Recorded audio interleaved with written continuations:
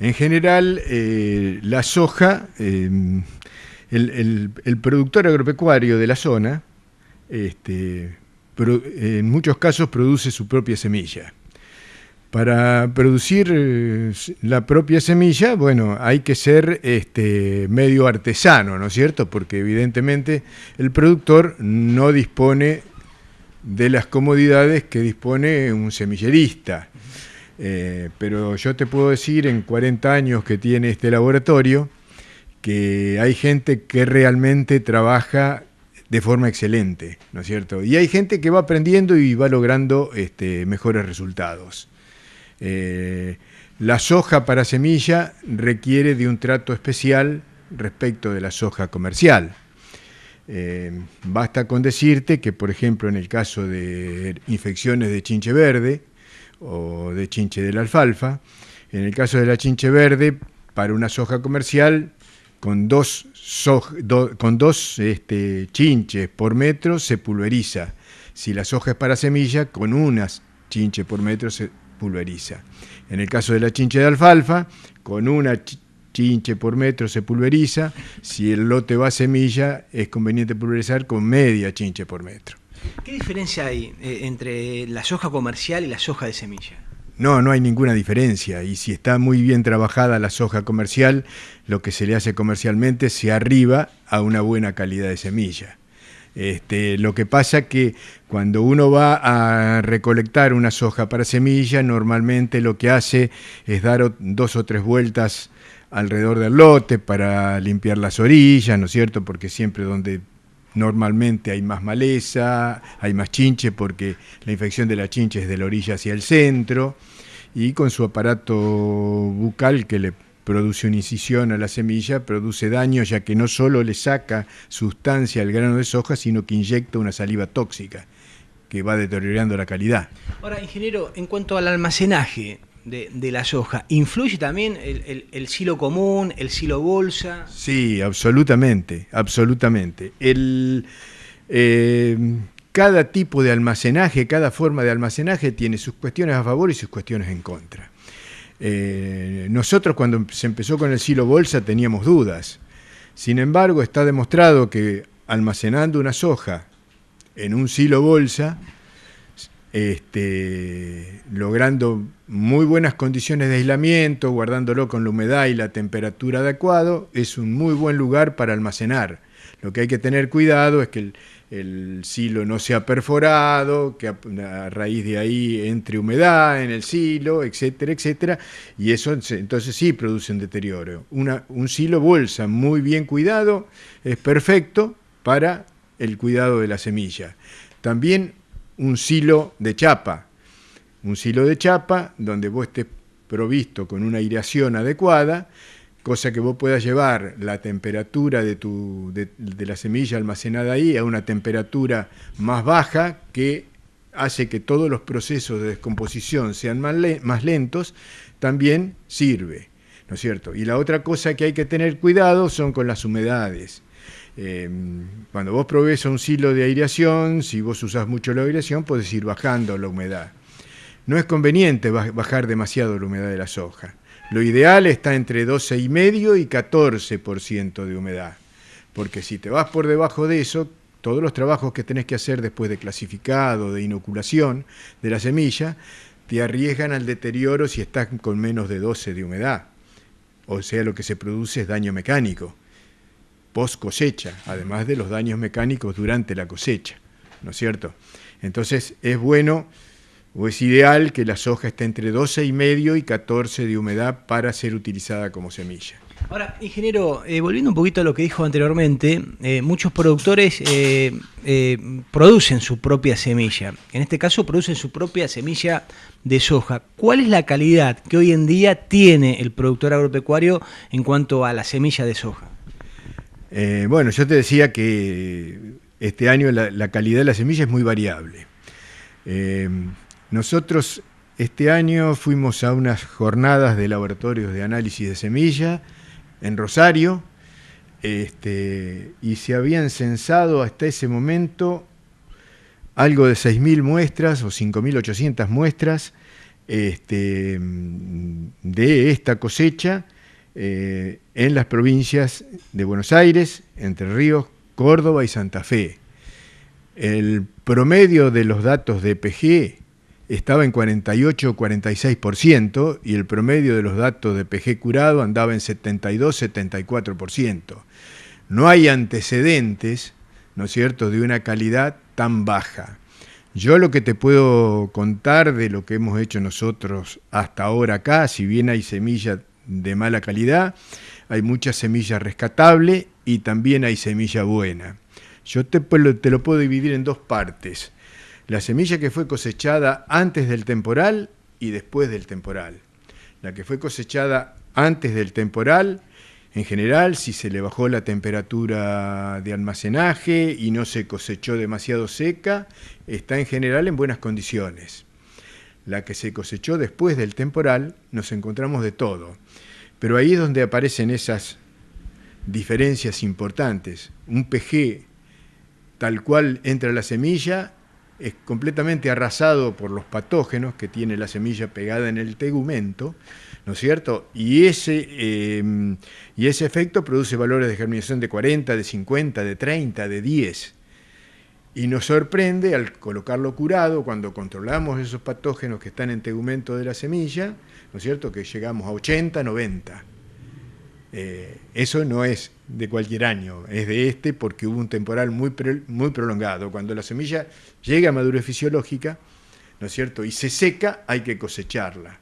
Este año, a todo lo que le llovió y estaba ya en condiciones de ser cosechado, se volvió a absorber agua el grano, perdió hermeticidad, la vaina, ¿no es cierto?, y eso hizo que se volviera a mojar, que se volviera a hinchar, le dio la oportunidad a la chinche sobre ese tejido ablandado del grano de volver a picar, ¿no es cierto? Y bueno, todo eso generó el conflicto de la baja de la calidad de la semilla. O sea, hay muchos productores que tienen su semilla, pero de muy baja calidad. Muy baja calidad o calidad intermedia, o que la tienen que manejar muy bien para poder sembrarla. Ese es el tema. Discúlpeme, cuando usted dice muy bien, ¿a qué se está refiriendo? Manejarla muy bien es tener una información de los análisis previo a la clasificación y posterior a la clasificación. Los análisis normalmente que se hacen son poder germinativo tratado con un fungicida y un test de vigor que puede ser envejecimiento acelerado o curado. El envejecimiento acelerado es un proceso que se hace en la semilla para afectarla. Durante 48 horas la ponemos a 41 grados con 96% de humedad. Cuando termina ese proceso se saca, se cura y se siembra, ¿no es cierto? Entonces, una semilla que es muy buena, normalmente el dato de PG y el dato de vigor son prácticamente coincidentes.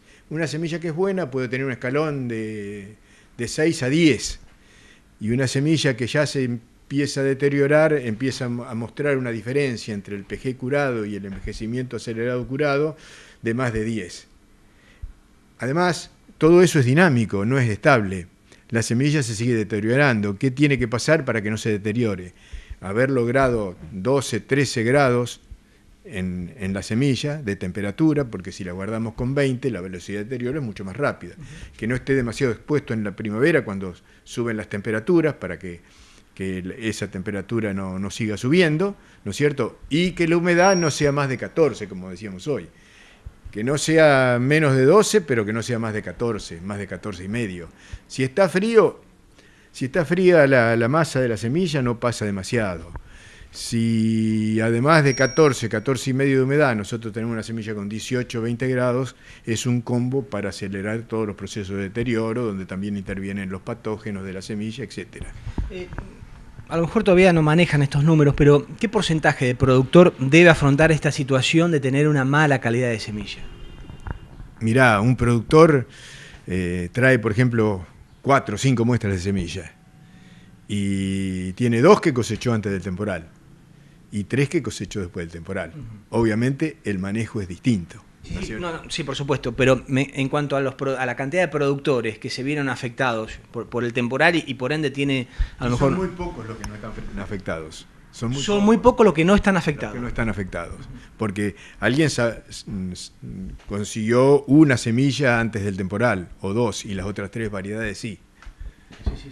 Yo te diría que afectados por patógenos, este año debe haber en esta zona un 70% de la semilla. Y hay algún 10% o 12% que es irrecuperable. Y lo otro hay que manejarlo con mucho cuidado. O sea, el 20% que usted está hablando es lo que cosechó antes del temporal. Tal cual. Pero no todo lo cosechado antes del temporal es bueno. Claro. Porque el que cosechó muy seco le produjo daño mecánico, por ejemplo, ¿no es cierto? Entonces, ahí tiene una complicación. Y después el otro problema empieza después de todos los controles, cuando el productor pone la semilla en el suelo, ¿no es cierto? Ahí depende de la temperatura del suelo y de la época, se tarda desde 5 a 10 días para que el cultivo emerja. ¿Qué tiene que pasar ahí? Bueno, la soja, si la miramos microscópicamente, está recubierta por una membrana. Esa membrana regula el intercambio de gases y líquidos con el medio, o sea, con el suelo. Esa membrana, para estar funcional, lo que necesita es absorber agua lentamente el grano. Entonces esa membrana se ordena y empieza a regular ese intercambio. Cuando vos tenés una sobreoferta de agua, en esas condiciones, esa membrana no está en condiciones de regular nada y puede perder algo en ese intercambio que está dentro de la semilla y que necesita para el proceso de germinación. Esa semilla, por más buena que sea, no germina. Cuando esa membrana, aparecen estas muestras donde tiene problemas, bueno, ahí esa membrana se ordena en 3 días, 3 días y medio, que es lo que vos necesitas prever, que no tengas una lluvia muy importante en ese tiempo, ni tampoco sembrarlo sin humedad necesaria en el suelo, porque si vos la ponés en el suelo y no absorbe agua porque no la tiene, evidentemente ese proceso precisa más días, y que la lluvia ocurrente sea una lluvia suave de 10, 15 milímetros, ¿no es cierto? Si no, también tenés problemas. Entonces, con la humedad adecuada, la profundidad adecuada y la temperatura adecuada del suelo, vos sembrás, necesitas 3 días para que esa membrana sea funcional y regule ese intercambio, ¿no es cierto?, y no se vea afectada. Primera etapa.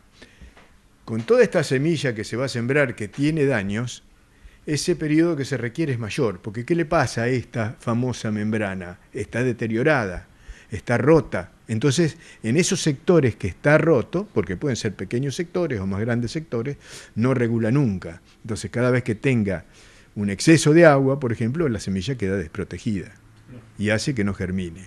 Entonces, el productor, con toda su información de los análisis, lo que va a tener que ver muy bien también es toda la parte climática. Y decir, está por venir un temporal dentro de 3 días o anuncian una lluvia importante. Tengo que parar, esperar que ocurra la lluvia, ver cómo sigue el clima para reiniciar la siembra. Esa es un poco la idea. No solo hay que mirar el análisis, sino que hay que mirar el clima, ¿no es cierto? Porque el análisis te condiciona. Un combo. Tal cual. Este es un ensayo de germinación, testigo y curado con un fungicida de mercado. Si vamos al testigo, vos vas a ver que esto es una muy buena semilla. Los recuentos parciales que se promedian son de 90 y 94%, ¿no es cierto? Estas serían las plántulas anormales y esta la semilla muerta, que hay una sola en este caso, en esta repetición. Cuando pasás al curado, ves que tenés un valor muy similar, 93% en vez de 92%, el promedio de las dos, y una cantidad de semillas anormales similar. Esta es probablemente una semilla de la que nosotros decíamos que ha sido cosechada antes de el temporal de este año. Ahora vamos a pasar a ver una que tiene patógenos.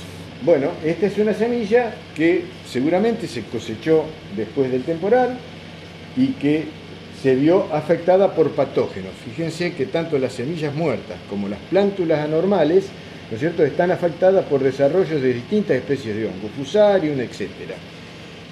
Cuando la curamos con el fungicida, ¿no es cierto?, en este caso no llegamos a 60%, andamos alrededor del 58%.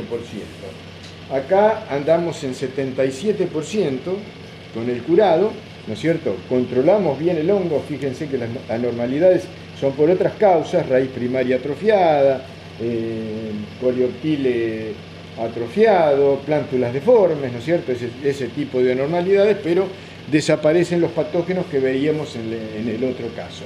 Esta sería una semilla afectada, ¿no es cierto?, por el temporal, y de las que se van a sembrar unas cuantas este año, obviamente, tomando todas las precauciones que